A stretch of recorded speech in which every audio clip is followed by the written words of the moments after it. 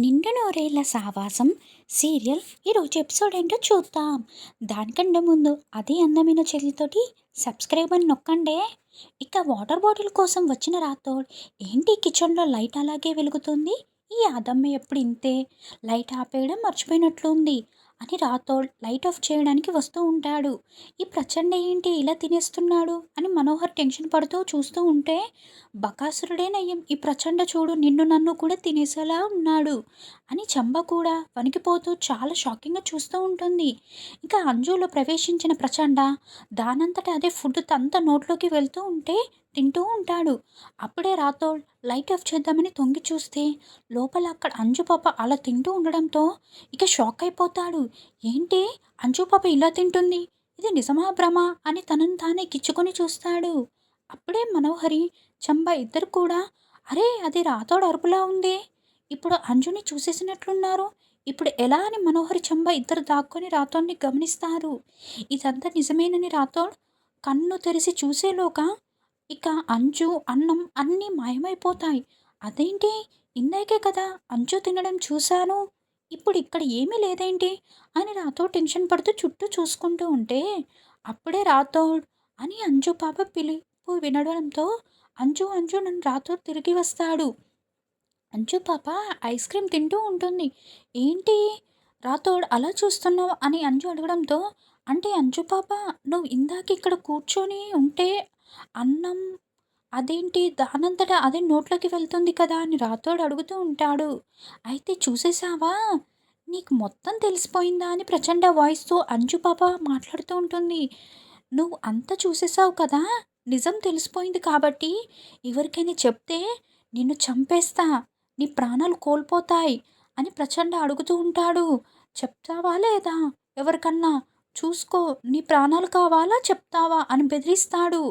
ఇక నేను ఎవరికి చెప్పను, నన్ను ఏం చేయొద్దు అంటూ రాథోడ్ దండం పెడుతూ ఉంటాడు. అప్పుడే మళ్ళీ అంజు పాప అంజులా మాట్లాడుతూ ఉంటుంది.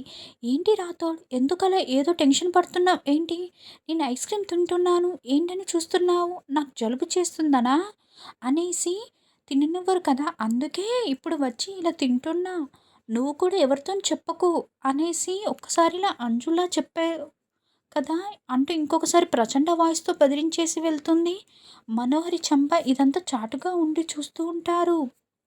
తర్వాత తెల్లవారగానే బాకీ కిచెన్లో ఉంటే రాథోడ్ రాత్రి జరిగిన విశేషం మొత్తం వివరించేస్తాడు. ఏంటి రాథోడ్, ఇప్పుడు నువ్వు వాటర్ కోసం కిందికి వచ్చావు, అప్పుడు అంజు కూర్చొని ఉంది, అన్నం దానంతట అదే నోట్లో నుంచి వెళ్తుందా అంజు పాప లోపలికి, ఏంటని నువ్వు అడిగినందుకు ఒకసారి అంజులా ఇంకొకసారి వేరే వాయిస్తో మాట్లాడింది, ఇదేనా నువ్వు చెప్తున్నదని బాగి అంటే, అవును మిస్ అమ్మ, నాకు చాలా భయంగా ఉంది రాథోడ్ అంటే, చూడు రాథోడ్ నువ్వు నాకు నిజం చెప్పు, నువ్వు మళ్ళీ డ్రింక్ చేయడం మొదలుపెట్టావా అని బాగి అంటే, అయ్యో మిస్ అమ్మ, నేను ఇదంతా సీరియస్ మాట చెప్తుంటే నువ్వు నన్ను ఇంత కామెడీగా డ్రింక్ చేసావా అని అడుగుతావేంటి, ఇది కామెడీలా చేసే సమయంలో ఉందా రాథోడ్ అంటుంటే, మరి లేకపోతే ఏంటి రాథోడ్, అంజు అలా తినడం ఏంటి, అంజు ఏమైనా దయ్యం పట్టిందనుకుంటున్నావా అని బాగే అంటే, అవును మిస్ అమ్మ, దయ్యమేమో బకాసురుడేమో రాక్షసుడో అలాగే తినింది, నేను చెప్తున్నది నిజమే, నా కళ్ళతో నేను చూశాను,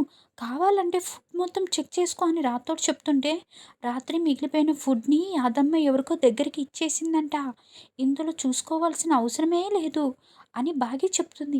మరి స్వీట్స్ వారి గురించి అని రాథోడ్ అంటే, అవన్నీ చూడాల్సిన అవసరం లేదు, అలాగే ప్లేస్లో ఉన్నాయి, ఏ ఒక్కటి కూడా మిస్ కాలేదు, నువ్వు ఏదో కామెడీ చేస్తున్నావు అని బాగి అంటే, అయ్యో మిస్ అమ్మ, నీకెలా చెప్తే అర్థమవుతుంది, నేను నిజంగానే చెప్తున్నాను, మిస్ అమ్మ అంజు పాపకి ఏదో అయింది, చూడు రాథోడ్, ఆయన జాగింగ్కి వెళ్ళాడు, కాసేపట్లో తిరిగి వస్తాడు, పిల్లలకి నేను లంచ్ ప్రిపేర్ చేయాలి, చూడు నాకు చాలా పనులున్నాయి, నువ్వు నిన్ను ఇలా ఏదో చెప్పి టైం వేస్ట్ చేయకు అని బాగి పని చేసుకుంటూ ఉంటుంది. మిస్సమ్మ నేను చెప్తే నమ్మడం లేదు, మిస్సమ్మ కూడా చూపిస్తేనే అప్పుడు మిస్సమ్మకు అర్థమవుతుంది, ఎలా చూపించాలి, చూపిస్తా చూపిస్తా అని రాతోడు అనుకుంటూ ఉంటాడు. తర్వాత బుజ్జమ్మ బ్యాగ్ సదురుకుంటూ ఉంటే అప్పుడే వెనక నుంచి ఎవరో వచ్చినట్లు అనిపించి తిరిగి చూస్తుంది. అయితే ఎవరా ఉండరు, మళ్ళీ పుస్తకాలు బ్యాగ్లో సదురుకుంటే అయితే మళ్ళీ అలాగే అనిపించింది. వెనక్కి తిరిగి చూడగానే అంజు బౌ అంటూ గట్టిగా అరవడంతో బుజ్జమ్మ పడిపోయి బెడ్‌పై పడిపోతుంది. ఇక అంజు నవ్వుతూ ఉంటుంది. "ఏంటి బుజ్జమ్మ భయపడిపోయావా?" అని అంజు ప్రశ్నిస్తూ ఉంటే, "అవునక్క. నువ్వు ఉన్నట్లుండి అలా వచ్చేసరికి నేనెంత భయపడిపోయానో.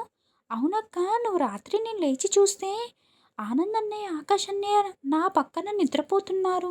నువ్వు లేవేంటి? ఎక్కడికి వెళ్ళిపోయావు?" అని బుజ్జమ్మ అడగడంతో, ఈ పిల్ల తెలిసి అడుగుతోందో, తెలియక అడుగుతుందో అని ప్రచండ మనసులో అనుకుంటూ ఉంటాడు. "ఏం లేదు బుజ్జమ్మ, వాటర్ కోసం వెళ్ళానని అంజు చెప్తుంది." "వాటర్ బాటిల్‌లో నీళ్లున్నాయి కదా! మరి నువ్వెందుకు వెళ్ళావని?" బుజ్జమ్మ అంటే, "నేను నిద్ర మబ్బులు చూసుకోలేదు. అందుకే వెళ్ళానని" అంజు కవర్ చేస్తుంది. "ఓహో! మనం చిన్న పిల్లలం కదా! నిద్ర మత్తులో ఉంటాం. ఒక్కొక్కసారి అలాగే జరుగుతుందిలే అక్క" అని మళ్ళీ బ్యాగ్ సర్దుకుంటూ ఉంటుంది. "నవ్వవే నవ్వు. ఈ నవ్వు ఎంతసేపు ఉండదు. నీ శక్తులన్నీ నేను లాగేసుకుంటాను. మొత్తం చూస్తూ ఉండు" అని ప్రచండ మనసులో అనుకుంటూ ఉంటాడు.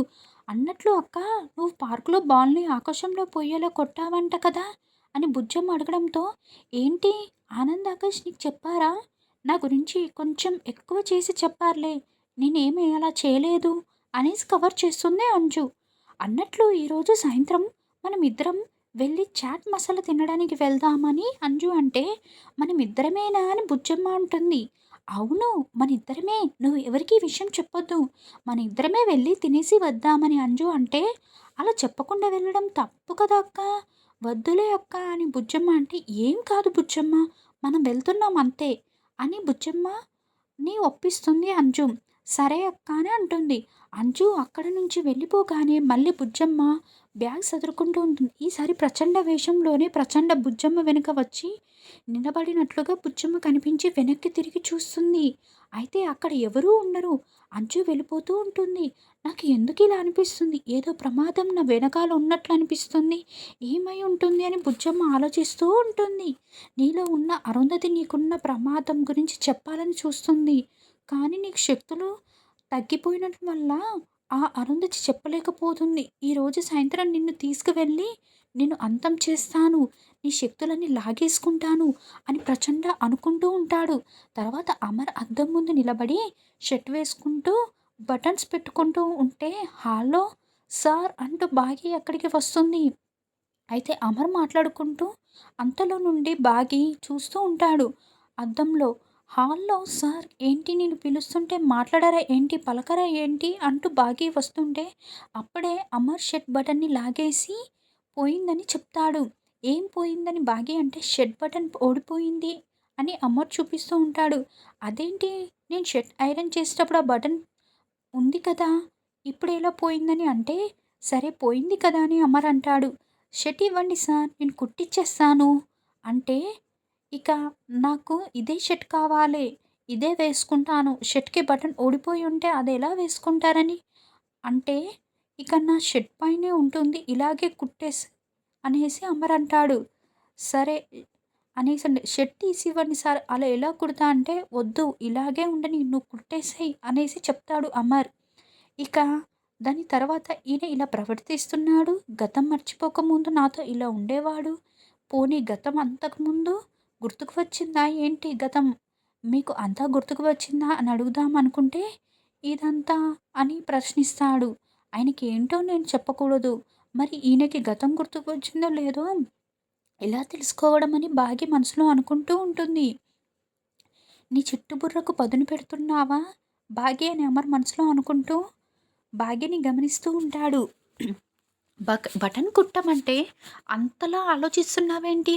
బాడీ మీద షర్ట్ బటన్ ఎప్పుడు నువ్వు కుట్టలేదా అని అమర్ అంటే, "సార్ అది" అని బాగి నుసుకుతూ ఉంటుంది. "సరే నువ్వు బటన్ కుట్టకపోతే ఇలాగే ఆఫీస్‌కి వెళ్తానని" అమర్ అంటే, "వద్దు సార్ కుడతాను. ఇప్పుడే కుడతానని" బాగి షర్ట్ బటన్ కుడుతూ ఉంటే అమర్ కళ్ళల్లో కళ్ళు పెట్టి చూస్తాడు. భాగ్య కూడా అమర్ కళ్ళల్లో కళ్ళు పెట్టి చూస్తూ ఉంటుంది. అయితే అమర్ "ష్" అని అరవడంతో, "సారీ సార్, సారీ సార్, గుచ్చుకుందా" అని భాగ్య విలవిలలాడిపోతుంది. గుండెలపై చేత్తో తుడుముకుంటూ ఉంటుంది. "లేదు, గుచ్చుకోలేదు" అని అమర్ అంటాడు. అయితే మరి ఎందుకు అరిచారని భాగ్య అంటే, "గుచ్చుకుంటుందేమో అని ముందే అరిచానని" అమర్ అంటాడు. దాంతో భాగ్య చాలా షాకింగ్‌గా "హా?" అని ప్రశ్నిస్తూ ఉంటుంది. ఇన్ని చూస్తూ ఉంటే ఏదో తేడా కొడుతుందే, ఏదో దాస్తున్నారని అనిపిస్తుంది. సంథింగ్ ఈజ్ ఫిషీ అని బాగి మనసులో అనుకుంటూ ఉంటుంది. మళ్ళీ అమర్ కళ్ళల్లో కళ్ళు పెట్టి చూస్తూ బటన్ని కుడుతూ ఉంటే అమర్ అయితే ప్రేమగా బాగీ వైపు చూస్తూ కుట్టించుకుంటూ ఉంటాడు. ఇక బాగీని కళ్ళల్లో కళ్ళు పెట్టి చూస్తూ తదేకంగా ప్రేమతో ఆమెని చూస్తూ నవ్వుకుంటూ ఉంటాడు. ఇక ఇది చూసి బాగీకి ఇక మళ్ళీ మునుపటి రోజులు గుర్తుకు వస్తూ ఉంటాయి. ఈ రోజుతో ఈ ఎపిసోడ్ ముగింపు. Thank you. Like, share, subscribe. Ishq you all.